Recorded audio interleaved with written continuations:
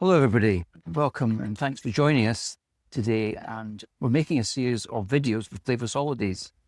My name is Mark Holden. I'm one of the art tutors for the company and I take folk and lead groups in Italy. Today we're going to just look at some of the introductory ideas of what watercolour is and also what you need to do watercolour, and I'll just run through these things for you slowly today. Obviously, when we're doing watercolour, first of all we need paints, and I use pans of paints. You can use tubes of watercolour.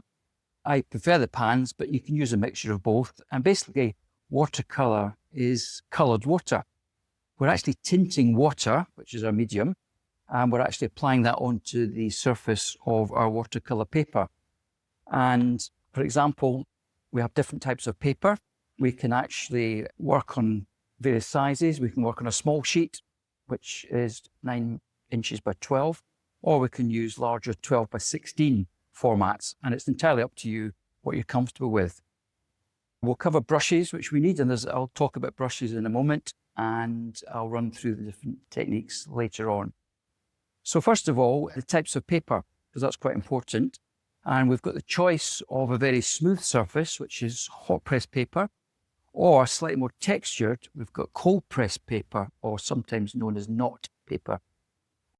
I like to use the textured cold press paper because it allows you to have texture on the medium that we're using and various techniques, but we'll learn about that in further classes and lessons. The videos you can join in and just learn at your own pace. So papers are quite straightforward, as I've said, and obviously brushes. Now brushes are like the tools of our trade, and I use a set here in all my classes, virtually the same brushes, and you get used to brushes that you use. For example, this is a flat brush, which you can see is a nice flat and wide. It's about 1/2 inch to 1/4 inch wide. You get various sizes, and it's a very nice for actually applying the paint, doing larger areas of painting. You can then move on to a round, and a round brush comes in this form and shape. And basically it's the size, the number that's on the brush is the thickness of the bristles on the brush. This is a 14. So you can go all the way down, would you believe, to 0, 0.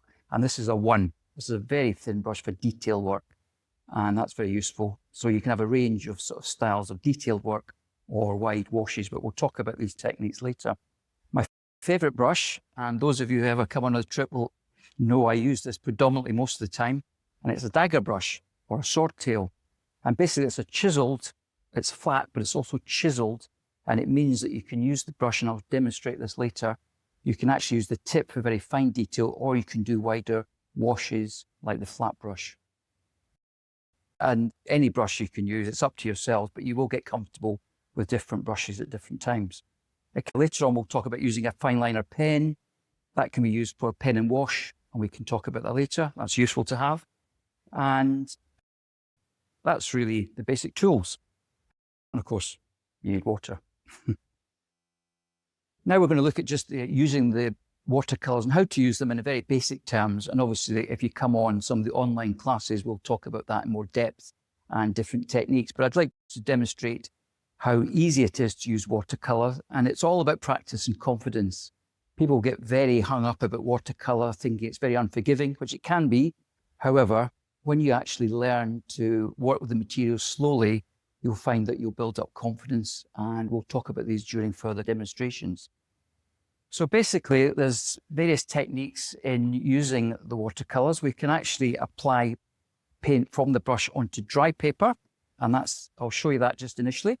I'll just take the dagger brush, and I'll just load my brush with water, and I'm just going to use a nice deep blue. Cerulean blue, you'll get the name. We won't talk about all specific colours and labelling just now because it gets confusing, but we'll just talk about blues, reds and yellows and greens at the moment. You don't have to know them, but you might like to know what they are. So basically, I've loaded this brush up with quite a bit. I've just wet the brush. I've loaded it. It's called loading when you add the paint to the brush. And what I say to people is be generous, because the easiest thing is to not load the brush up sufficiently. And in a warm room, the paints will dry very quickly and the paint will always dry lighter than you apply it. For example, I've loaded this brush very heavily and I'm just going to do onto the dry paper, I'm just going to run a line.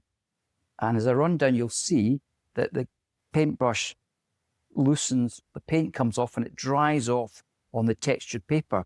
So it's very strong at the top, and as I run down, it's got drier as the texture's drawn off the colour from the brush. So we've just taken the colour off the brush.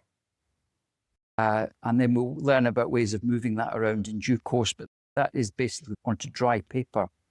Now, another technique we can do is we can actually take the paint we've applied and we can reignite it with water, and we can just keep loading the brush with more water. And now this is wet and wet. We're now actually dampening the pre-applied pigment and the colours, and I'm just bringing this down and you see it's getting paler. So we're actually starting to form a graduated sort of technique where it's getting drier and drier, and eventually there's virtually no paint on the brush. Okay, so that is one of the sort of techniques of dry work and wet work. So wet and wet is the technique we use. Wet onto the paper, which is already prepared. Or for example, if I'll take another brush, I'll take a flat this time, and I'll literally just tint the paper. This is just dampening the paper. I'll do it on the side here. You'll just see a tiny bit tint off the brush. So I'm wetting the paper. So wet and wet is when we just lift again. We just lift. I'm going to use blue, load the brush, and I'm dropping onto the wet paper this time. And you'll see how different we can move that paint around. Completely different. It's not drying out as quickly. And it means we can blend it. We can even tilt the page, our paper or our surface, and you'll see it run. See that it's running? So we can actually move. It can run all over the place. This is where people get frightened. Your paint can actually run all over the page. And we have to learn how to control that. But it's just to show you the two types of applying paint to the paper. Okay? And I'll do a little, what we can then do, we can actually then blend. We could do a blended mix where we could again wet the paper. I'll start with some blue at the top, load the brush, apply some watercolour. I'm just letting it again, although it's wet and wet, it's getting lighter as it comes down the page. I can then wash my brush out. Always wash your brushes out between applying different colours. You can use tissue to do that. I'm going to now take some red. And I'm going to drop that. This is wet and wet. I'm now blending in to mix my blue and my red. And of course, we have a violet colour starts to evolve. I'll load more red in to let you see that better. We're mixing wet and wet with the paper, and we're forming a mauve and a light purple. So that was the start of colour mixing. So it's just to show you that watercolour mixes on, we can do it on the paper, or traditionally we would actually do it on palette tray, and we can prepare colours we want to use, or we can use the technique directly onto the paper. And always have a bit of tissue so that you can blot any excess. If you put too much on, until it dries, you've still got time to draw paint off. And this becomes very useful when we're doing skies, for example. If you imagine this was the sky that I painted the top of the paper here, I can literally blot off some colour, and you could use that as a technique to form some clouds eventually. But we'll do that in more detail when we actually do a painting. But this is just to show you the basics, how the materials work with the paper and the amounts of water. So you can see we've mixed colour on the page here. So mixing on the plates are also good for mixing because you can see the background. And I'll just again load some blue onto the plate.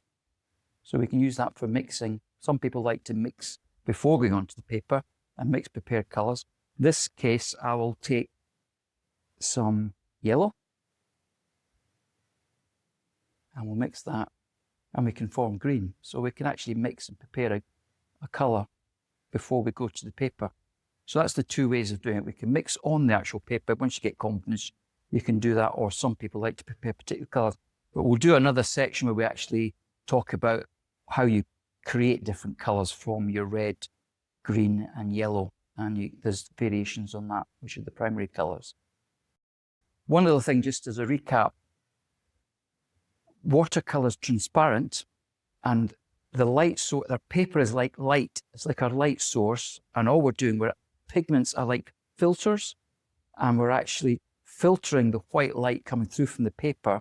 And you can see already the paint I've applied is actually getting lighter. I'll dab off that heavy amount there. And even here already you'll see from where I started, the darker colours are paling up gradually, and that's just because it's evaporating slightly, and the white's now coming through the transparent.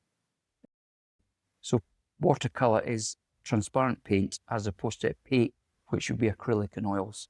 And that's one of the basic ways of summing up what watercolour is about.